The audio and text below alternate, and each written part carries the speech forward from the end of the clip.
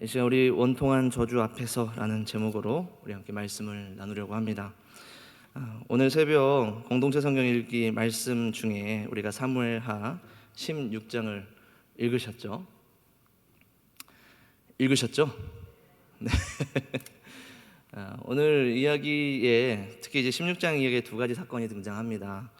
다윗이 만난 사람들에 대해서인데, 이 앞쪽에 보면 우리 시바라는 사람을 만나고 또 그 다음에 시므이라는 사람을 만납니다.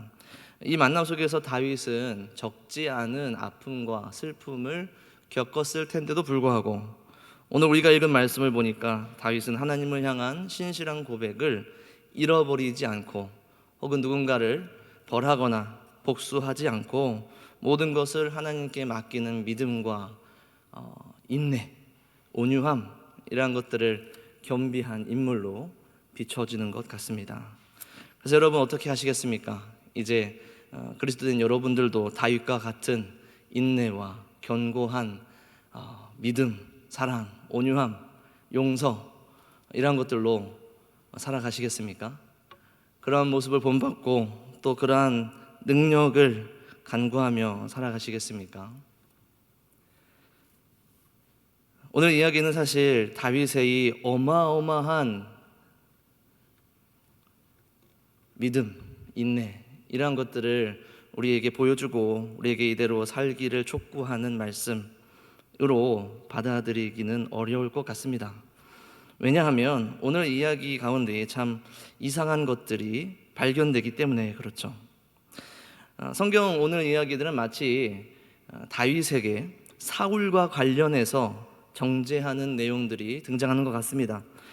사울의 손자였던 요나단의 아들이었던 무비보셋이 배신했다 라고 다윗은 듣지 않았습니까? 물론 이것이 나중에 사실이 아니라는 것이 밝혀지지만 다윗이 예루살렘에서 도망가는 이 과정 속에서 그 무비보셋의 종이었던 시바를 만나서 들은 이야기는 다윗에게 굉장히 큰 충격이었겠죠.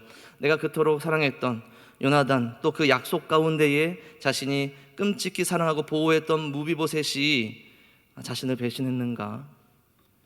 그 이후에 만난 시므이의 저주를 통해서 성경은 분명하게 다윗에게 무언가를 이야기하는 것 같습니다.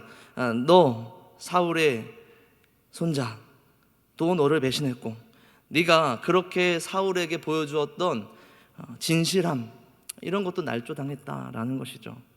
다윗이 무비보셋을 향한 사랑과 진심들이 외면당했습니다. 다윗이 평생에 사울을 죽일 수 있는 기회가 있음에도 불구하고 그에게 손을 대지 않았던 그의 진실함마저 오늘 이 순간에 부정당하고 있는 것이죠. 날조당하고 있습니다. 그리고 모든 사람들이 보는 앞에서 이 거짓말을 시므이는 하고 있다는 것이죠. 그런데 여러분 잘 알지 않습니까? 사실 이 모든 일 가운데 다윗은 잘못한 일이 없죠. 무비보셋에게도 또 사울에게도 다윗은 떳떳했습니다.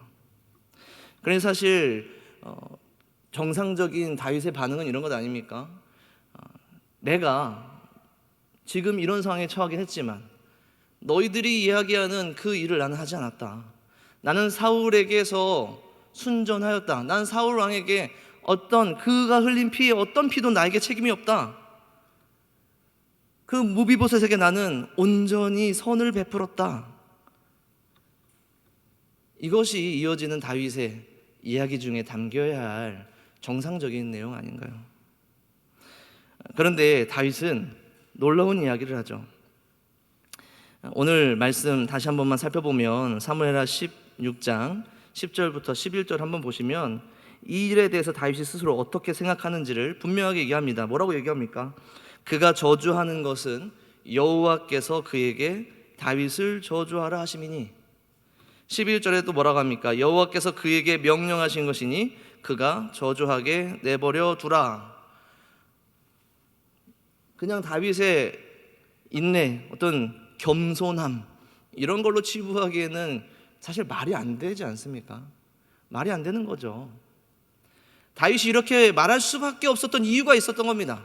이 억울한 상황 속에, 이 오늘 말씀의 제목처럼 이 원통한 상황 속에서 다윗이 이렇게 얘기할 수밖에 없었던 이유는 다윗이 하나님 앞에 지은 죄가 있었기 때문이었죠. 그 죄가 무엇입니까?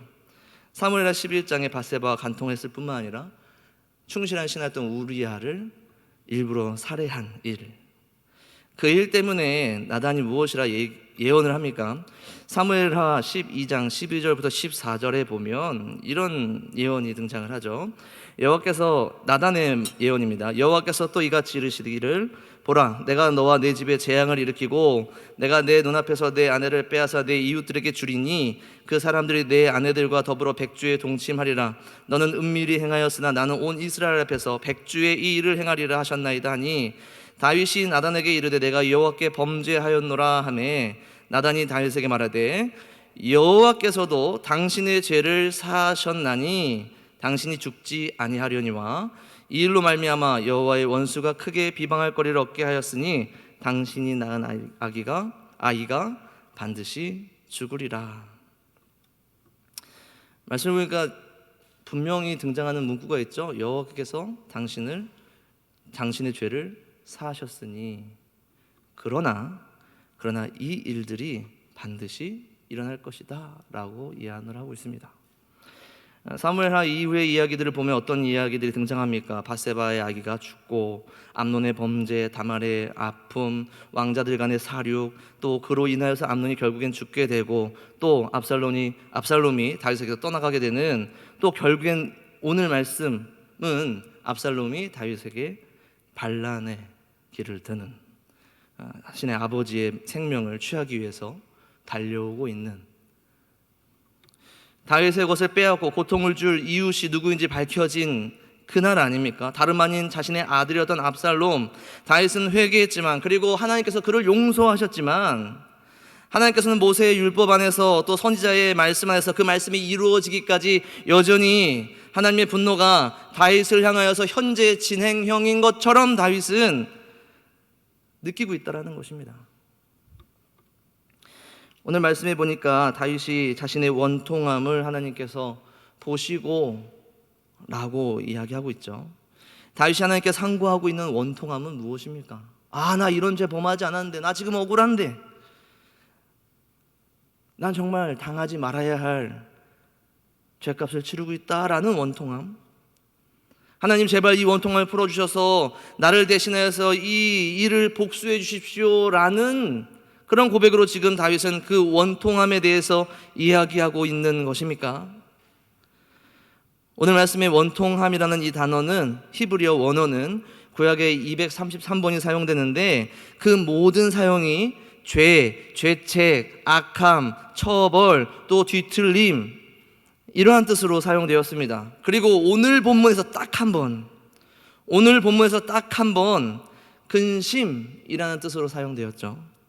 이 근심은 어떤 근심이냐면 자신의 상태에 대한 근심입니다. 지금 다윗이 본인이 처한 상황에 대하여서 깊이 근심하고 원통해하고 있다는 것을 우리는 알 수 있죠. 그렇다면 다윗은 지금 무엇을 원통해하고 있는 것입니까? 본인은 본인이 무엇을 잘못했는지도 알고, 하나님께서 말씀하신, 예언하신, 선지자를 통하여서 이루겠다라고 하신 이 일이 지금 이루어지고 있다는 사실을 알았기에 그렇게 고백한 겁니다. 하나님께서 저를 통해서 나를 저주하신다, 그에게 저주하라고 명령하셨다. 그렇게 고백하면서도 그가 느끼고 있는 근심과 원통함은 무엇입니까? 자신의 범죄함, 자신의 죄인인 본성, 그것 때문에 여전히 벗어날 수 없는, 그 말씀이 이루어지기까지, 그 율법이 이루어지기까지, 그 선지자의 선포가 이루어지기까지 벗어날 수 없는 하나님의 진노 앞에서 그는 원통해하고 있다는 겁니다.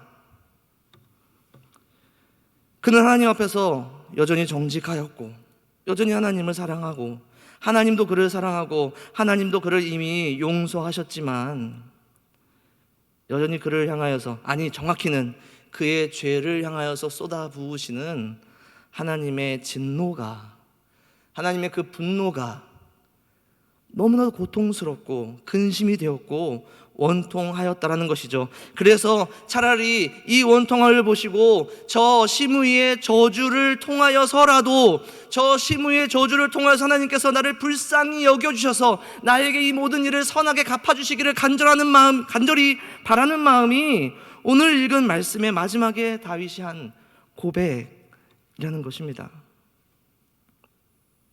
다윗은 모든 구원이 오직 하나님께만 있다는 것을 철저하게 믿었던 사람입니다. 다윗은 이 모든 하나님의 진노에서 벗어날 수 있는 유일한 방법은 하나님의 은혜밖에는 없었다라는 것을 알고 있었던 사람입니다. 그래서 그는 끊임없이 하나님의 은혜를 구했고, 하나님의 거룩한 성산으로부터 흘러나오는 하나님의 그 사랑과 그 은혜로 인하여서 그가 다시 회복되기를, 그 진노에서 벗어나기를 간절히 바랬던 사람이었다라는 것이죠. 그가 아들 압살롬을 피할 때 지은 시입니다. 시편 3편인데요. 무엇이라 그는 고백합니까? 여호와여, 나의 대적이 어찌 그리 많은지요. 일어나 나를 치는 자가 많으니이다. 많은 사람이 나를 대적하여 말하기를 그는 하나님께 구원을 받지 못한다 하나이다. 여호와여, 주는 나의 방패시요 나의 영광이시요 나의 머리를 드시는 자신이이다. 내가 나의 목소리로 여호와께 부르짖으니 그의 성산에서 응답하시는도다. 내가 누워 자고 깨었으니 여호와께서 나를 붙드심이로다. 천만인이 나를 에워싸 진친다 하여도 나는 두려워하지 아니하리이다. 여호와여, 일어나소서. 나의 하나님이여, 나를 구원하소서. 주께서 나의 모든 원수의 뺨을 치시며 악인의 일을 꺾으셨나이다. 구원은 여호와께 있사오니 주의 복을 주의 백성에게 내리소서. 여러분, 이것이 다윗의 간절한 마음 아닙니까?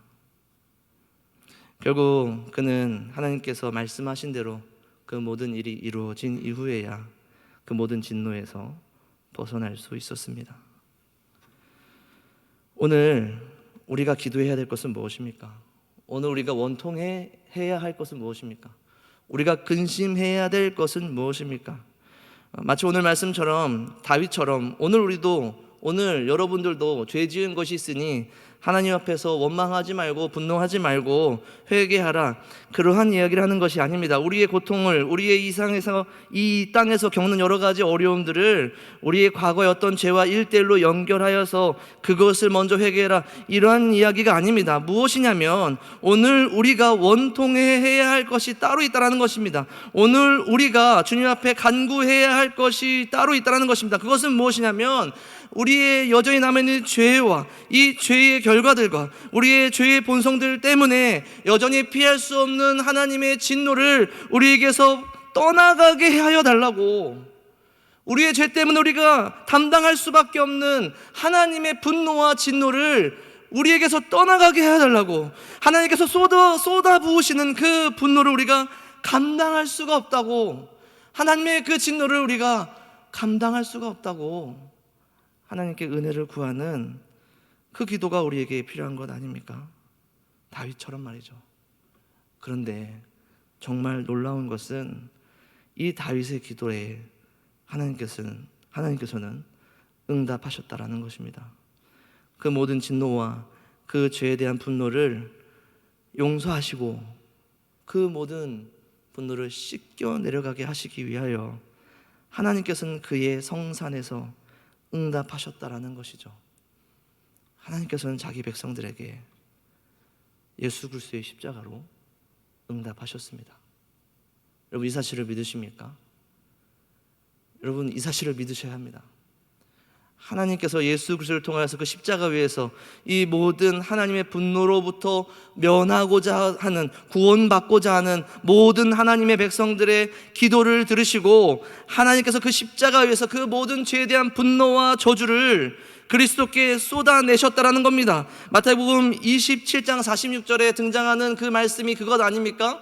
예수님께서 그 모든 분노와 진노를 담당하실 때에 그 예수 그리스도께서는 하나님을 향하여 엘리 엘리 라마 사박다니 라고 외치신 것 아닙니까? 이미 하나님께서는 그 십자가 위에 모든 분노와 진노를 쏟아내셨습니다.